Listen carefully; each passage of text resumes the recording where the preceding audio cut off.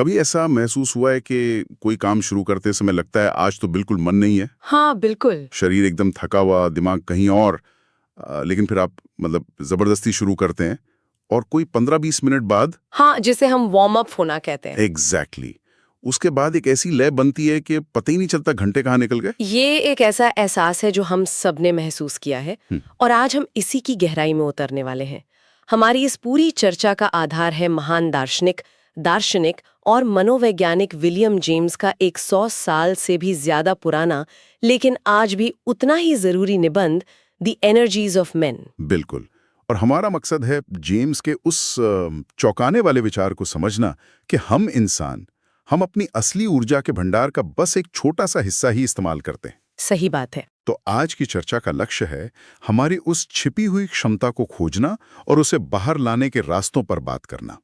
तो सबसे बड़ा सवाल यही उठता है, क्या हम वाकई अपनी पूरी ताकत का इस्तेमाल कर ही नहीं रहे? अगर ऐसा है तो अपनी उस छुपी हुई एनर्जी को जगाने का तरीका क्या है? चलिए आज इसी पर विस्तार से बात करते हैं। तो चलिए शुरुआत करते हैं सेकंड विंड की सोच से। हम सब ने ये शब्द सुना है ना? हाँ, खासकर एथलीट्स के बारे में। वही जेम्स कहते हैं कि हम आमतौर पर थकान की पहली आहट सुनते ही रुक जाते हैं। हाँ, रुक जाते हैं। हमें लगता है बस हो गया, यही हमारी लिमिट है। और यहीं पर खेल शुरू होता है। हम मान लेते हैं कि ये हमारी असली सीमा है, लेकिन जेम्स कहते हैं कि अगर कोई बड़ी जरूरत या कोई मजबूरी हमें उस सीमा के पार धकेलती है तो एक जादू सा होता है। जादू? कैसा जादू? थकान एक पॉइंट तक बढ़ती है और फिर अचानक या धीरे धीरे गायब हो जाती है और हम पहले से कहीं ज्यादा ताजा और ऊर्जा से भरा हुआ महसूस करने लगते हैं। ये तो मेरे साथ जिम में रोज होता है। पहले 10 मिनट लगता है कि आज कुछ नहीं हो पाएगा और फिर अचानक पता ही नहीं चलता कि 1 घंटा कैसे निकल गया। पर क्या ये सिर्फ शारीरिक कामों में होता है? नहीं, यही तो कमाल की बात है। जेम्स कहते हैं कि ये मानसिक कामों में भी उतना ही सच है। कोई मुश्किल रिपोर्ट लिख रहे हो, किसी परीक्षा की तैयारी कर रहे हो। हाँ, दिमाग एकदम थक जाता है। बिल्कुल, लगता है अब एक शब्द और नहीं पढ़ा जाएगा, लेकिन अगर आप लगे रहे तो अचानक दिमाग की बत्ती जल जाती है और विचार तेजी से आने लगते हैं। जेम्स तो यहाँ तक कहते हैं कि ये सिर्फ सेकंड विंड नहीं, थर्ड या फोर्थ विंड तक भी जा सकती है। हाँ। वाह! लेकिन सवाल ये है कि ऐसा होता क्यों है? क्या ये सब बस हमारे दिमाग का खेल है या हमारे अंदर सच में कोई छिपा हुआ एनर्जी का सोर्स है? जेम्स के हिसाब से हमारी ऊर्जा एक तालाब की तरह है। हम सब बस सतह के पानी का इस्तेमाल करते हैं और थक जाते हैं, जबकि नीचे गहराई में साफ ठंडे पानी का एक विशाल भंडार है। हमें बस उस गहराई तक गोता लगाना सीखना है। दिलचस्प। इसने समझाने के लिए जेम्स एक बहुत दिलचस्प तुलना करते हैं। वो कहते हैं, सोचिए हमारा शरीर खाने के साथ कैसे तालमेल बिठाता है। आप कम खाएं या ज्यादा, कुछ हफ्तों में शरीर एक नया संतुलन बना लेता है। अच्छा। हाँ, और उसी पर चलता है। इसी को वो न्यूट्रिटिव इक्विलिब्रियम कहते हैं। ये तो सोचने का एक बिल्कुल नया तरीका है। मतलब जैसे हमारा शरीर खाने के हिसाब से खुद को एडजस्ट कर लेता है, वैसे ही हमारा एनर्जी सिस्टम भी एडजस्ट हो सकता है। बिल्कुल। और वो तर्क देती हैं कि हमारी ऊर्जा के साथ भी ठीक ऐसा ही होता है। इसे वो एफिशिएंसी इक्विलिब्रियम कहती हैं। हम शारीरिक, मानसिक, ये नैतिक काम के बहुत अलग-अलग स्तरों पर एक संतुलन बनाकर जी सकते हैं। तो हम जिसे अपनी सीमा मानकर रुक जाते हैं, वो असल में हमारी सीमा नहीं बल्कि हमारा आराम का स्तर होता है, एक आदत। तो आप कह रही हैं कि मेरी जो लिमिट है वो असल में सिर्फ एक आदत है, एक कंफर्ट जोन। हाँ। इस बात को साबित करने के लिए कोई सबूत है? हाँ, और बहुत मजबूत सबूत है। आयोवा स्टेट यूनिवर्सिटी में एक प्रयोग हुआ था। वहां 3 नौजवानों को लगातार 4 दिन और 4 रात 90 घंटे तक जगाए रखा गया। 90 घंटे? हाँ, 90 घंटे। इसके बाद जब उन्हें सोने दिया गया तो क्या लगता है उन्हें ठीक होने में कितने दिन लगे होंगे? अरे कम से कम 2 गुनी नींद तो लगी ही होगी, हफ्ता भर शायद। नहीं, उन्हें पूरी तरह से ठीक होने के लिए अपनी सामान्य नींद से सिर्फ 1/3 ज्यादा सोना पड़ा। सिर्फ 1/3? ये तो अविश्वसनीय है। बिल्कुल, ये दिखाता है कि हमारा शरीर और दिमाग कितनी जल्दी अपनी मरम्मत कर सकते हैं और ऊर्जा के कितने ऊंचे स्तर पर काम करने के लिए बने हैं। ठीक है, अगर हमारे अंदर इतनी क्षमता है तो फिर हम उसका इस्तेमाल क्यों नहीं करते? हम इतने आलसी क्यों हैं? ये $1 मिलियन का सवाल है। जेम्स कहते हैं कि हम आदतन अपनी शक्तियों का केवल एक छोटा सा हिस्सा ही इस्तेमाल करते हैं। उनकी एक बहुत मशहूर लाइन है, जितना हम हो सकते हैं उसकी तुलना में हम केवल आधे जागे हुए हैं। हम केवल आधे जागे हुए हैं। हमारी आग बुझी हुई है, हमारे रास्ते रुके हुए हैं। और यहीं पर जेम्स एक बहुत ही चौंकाने वाली बात कहते हैं। वो इसे हैबिट न्यूरोसिस का नाम देते हैं। हाँ, हैबिट न्यूरोसिस। इसका मतलब कोई बीमारी नहीं है ना? नहीं, बिल्कुल नहीं। इसका सीधा सा मतलब है अपने पूर्ण स्व से कम होने की एक पक्की आदत। हम थकान की उन सीमाओं का पालन करने के आदी हो गए हैं जिन्हें हम आसानी से पार कर सकते हैं। तो ये हमारी असली थकान नहीं है, बल्कि एक सीखी हुई थकान है। वाह। मतलब मेरा जो 3 बजे दोपहर का आलस है वो शायद असली नहीं, बस एक आदत है। ये सोचना ही अपने आप में कितना बड़ा बदलाव है। लेकिन अगर ये सिर्फ आदत है तो इस आदत की दीवार को तोड़ा कैसे जाए? जेम्स के मुताबिक इसके 3 मुख्य तरीके हैं, 3 चाबियां हैं जो हमें उस बांध के ऊपर ले जाती हैं। पहली, कोई असाधारण उत्तेजना या संकट। दूसरी, कोई नया शक्तिशाली विचार। और तीसरी, इच्छा शक्ति से किया गया कोई मजबूत प्रयास। बिल्कुल। सुनने में ये बहुत अच्छा लगता है, पर क्या ये आम लोगों के लिए भी उतना ही सच है? असाधारण संकट तो हर किसी की जिंदगी में नहीं आता, तो क्या आम जिंदगी में हम अपनी इस छिपी हुई ऊर्जा तक पहुंच ही नहीं सकते? पहुंच सकते हैं। जेम्स के दिए उदाहरण बहुत सामान्य से लेकर बहुत असाधारण तक है। चलिए सबसे सामान्य उदाहरण से शुरू करते हैं। जब किसी की जिंदगी में कोई नई जिम्मेदारी आती है, जैसे मान लीजिए कोई देहात का आदमी पहली बार किसी बड़े शहर जैसे मुंबई आता है। हाँ, शुरू में तो वो शहर की रफ्तार, शोर और भीड़ से घबरा जाएगा। उसे लगेगा कि यहाँ जीना नामुमकिन है। बिल्कुल। लेकिन कुछ ही महीनों बाद क्या होता है, वही आदमी उस माहौल में ढल जाता है। वो शहर की लय के साथ तालमेल बिठा लेता है और ऊर्जा के एक बिल्कुल नए स्तर पर काम करने लगता है। सही बात है। यहाँ उसे किस चीज ने बदला? कर्तव्य का बोझ, सफल होने का दबाव और दूसरे लोगों को वैसा करते हुए देखना। और ये बदलाव स्थायी हो जाता है। ये उदाहरण तो जिम्मेदारियों के बारे में है।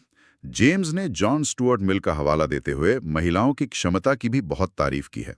वो कहते हैं कि उनमें लगातार नैतिक दबाव झेलने की शक्ति पुरुषों से ज्यादा होती है। हाँ, और इसका सबसे अच्छा उदाहरण उन हजारों गरीब घरों में देखने को मिलता है जहाँ एक महिला अकेले ही पूरे परिवार को एक साथ बांधकर रखती है। जेम्स फ्रांसीसी अकेडमी के एक पुरस्कार का जिक्र करती हैं जो जीन शैक्स नाम की एक महिला को मिला था। उनकी कहानी क्या थी? उसकी माँ मानसिक रूप से बीमार थी, पिता हमेशा बीमार रहते थे और घर में कुल 8 लोग थे।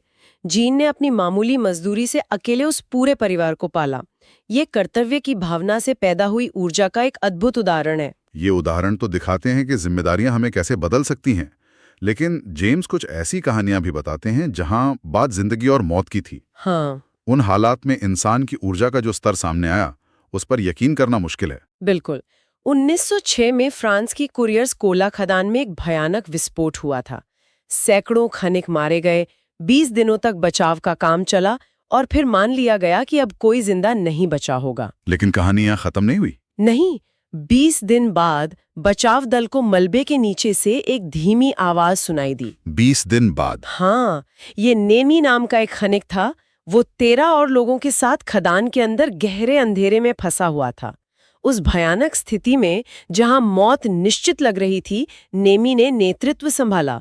उसने सबको अनुशासित किया, उनका हौसला बनाए रखा, घोड़े का मांस खाने के लिए सबको मनाया और किसी तरह उन्हें जिंदा रखा। और जब उन्हें बाहर निकाला गया तो सब जिंदा थे। ये तो अविश्वसनीय है। उस अंधेरे में बिना उम्मीद के 20 दिन तक ये ऊर्जा कहां से आई होगी? लेकिन जेम्स के पास इससे भी ज्यादा हैरान करने वाला एक उदाहरण है ना। हाँ, 1857 में दिल्ली की घेराबंदी के दौरान कर्नल बेड स्मिथ का। हाँ, और ये शायद इंसानी सहनशक्ति का सबसे चरम उदाहरण है। जेम्स ने कर्नल बेड स्मिथ का एक पत्र देखा था जो उन्होंने घेराबंदी के ठीक बाद लिखा था। क्या लिखा था उसमें? उस पत्र में जो लिखा है उस पर यकीन करना मुश्किल है। कर्नल लिखते हैं कि उन्हें कैंप स्कर्वी हो गया था, जिससे उनके मुंह में छाले थे और शरीर पर घाव थे। एक गोले के टुकड़े से उनके टखने पर लगी चोट एक काले मांस के पिंग में बदल गई थी और उसमें गैंग्रीन का खतरा था। हाथ में मोच थी और उन्हें लगातार डायरिया हो रहा था। इतनी बीमारियों के साथ तो कोई बिस्तर से भी नहीं उठ सकता। और वो एक पूरी सेना की इंजीनियरिंग को संभाल रहे थे। यही तो बात है। इसके बावजूद वो अंत तक डटे रहे। उन्होंने लिखा कि काम के दबाव और जोश के कारण वो बहुत ज्यादा ब्रांडी और अफीम ले रहे थे, लेकिन उन पर इसका कोई नशा महसूस ही नहीं होता था। उनका दिमाग पहले से ज्यादा साफ था और नसें ज्यादा मजबूत थीं। वो लिखते हैं कि उस संकट में उन्होंने एक पल के लिए भी हिम्मत नहीं हारी। और सबसे हैरान करने वाली बात, सबसे हैरान करने वाली बात यह है कि जैसे ही दिल्ली पर कब्जा हुआ और काम का दबाव खत्म हुआ, उनका शरीर पूरी तरह टूट गया। मतलब जैसे ही मकसद पूरा हुआ, शरीर ने जवाब दे दिया। एग्जैक्टली। बिल्कुल। उत्तेजना का मकसद खत्म होते ही बीमारी और थकान ने उन्हें जकड़ लिया। ये दिखाता है कि एक शक्तिशाली मकसद हमारे शरीर की पूरी केमिस्ट्री को कैसे बदल सकता है। ये कहानी तो मतलब अविश्वसनीय है। मुझे आज के दौर के वो स्टार्टअप फाउंडर्स याद आ गए जो किसी बड़े लॉन्च से पहले हफ्तों तक दिन रात काम करते हैं और उन्हें थकान महसूस ही नहीं होती। शायद मकसद की यही शक्ति है जिसकी बात जेम्स कर रहे थे। बिल्कुल। लेकिन हम सब अपनी जिंदगी में युद्ध या खदान में नहीं फंस सकते, तो आम जिंदगी में हम इस ऊर्जा तक कैसे पहुंचे? और यहीं पर जेम्स अपनी दूसरी और तीसरी चाबी की बात करते हैं। आम जिंदगी में ऊर्जा के गहरे स्तरों को खोलने का सबसे आम तरीका है हमारी अपनी इच्छा शक्ति, हमारी विल पावर। पर विल पावर तो बहुत मुश्किल चीज लगती है। मतलब कभी होती है, कभी नहीं होती है। जेम्स इसका एक बहुत छोटा सा लेकिन शक्तिशाली उदाहरण देते हैं। एक शराबी आदमी की कहानी जो अपनी आदत से परेशान था। एक दिन उसने अचानक फैसला किया और विस्की की बोतल को जमीन पर पटककर तोड़ दिया। उस आदमी ने बाद में बताया कि उस एक काम को करने से उसे इतनी खुशी और ऊर्जा महसूस हुई कि अगले 2 महीनों तक उसे शराब पीने की इच्छा ही नहीं हुई। सिर्फ एक काम से? हाँ, इच्छा शक्ति के एक छोटे से काम ने उसे ऊर्जा के एक नए स्तर पर पहुंचा दिया। मतलब एक मजबूत फैसला हमारी पूरी एनर्जी को बदल सकता है।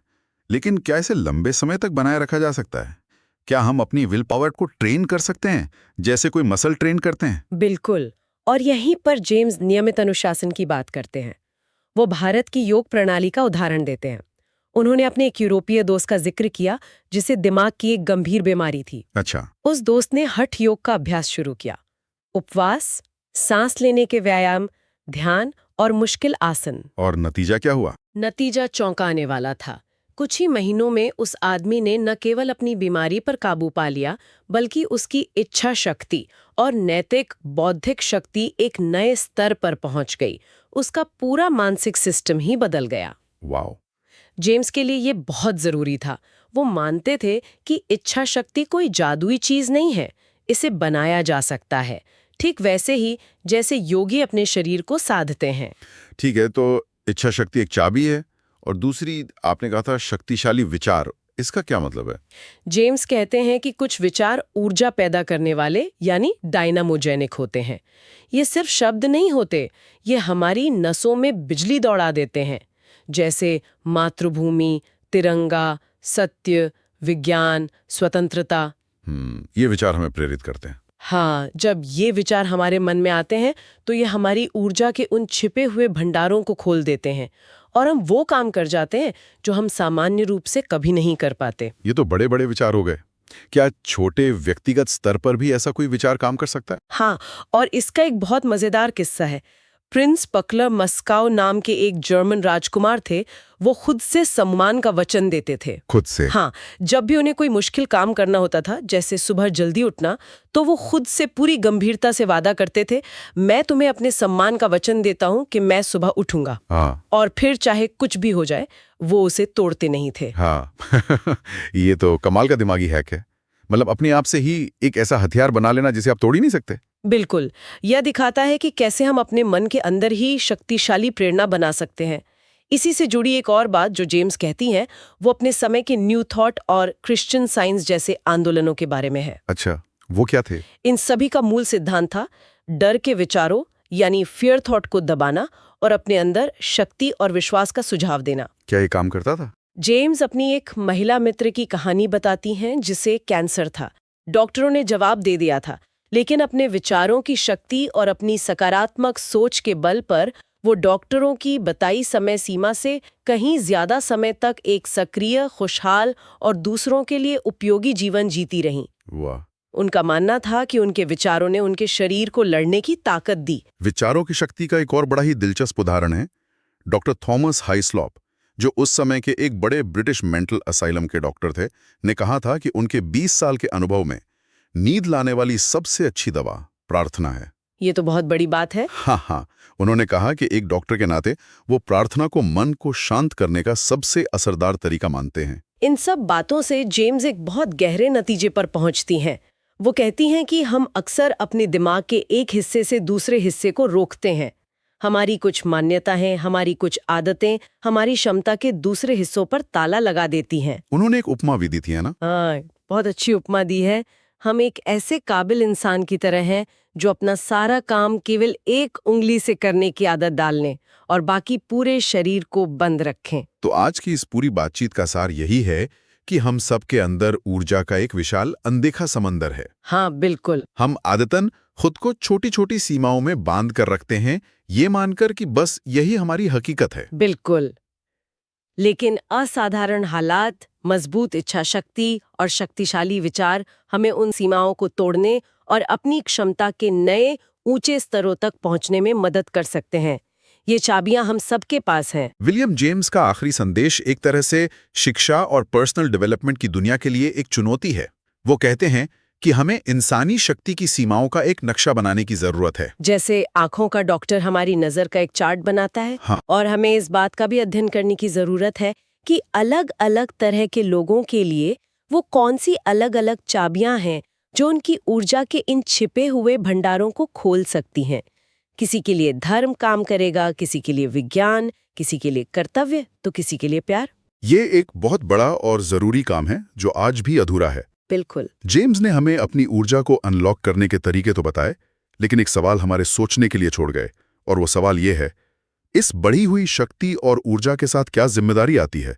अगर हम अपनी क्षमता के गहरे स्तरों तक पहुंच भी जाएं, तो हम ये कैसे सुनिश्चित करें कि उस नई ऊर्जा का उपयोग सार्थक और अच्छे लक्ष्यों के लिए हो, ना कि सिर्फ बिना किसी उद्देश्य के ज्यादा तेज जलने और खत्म हो जाने के लिए। इस पे जरूर सोचिएगा।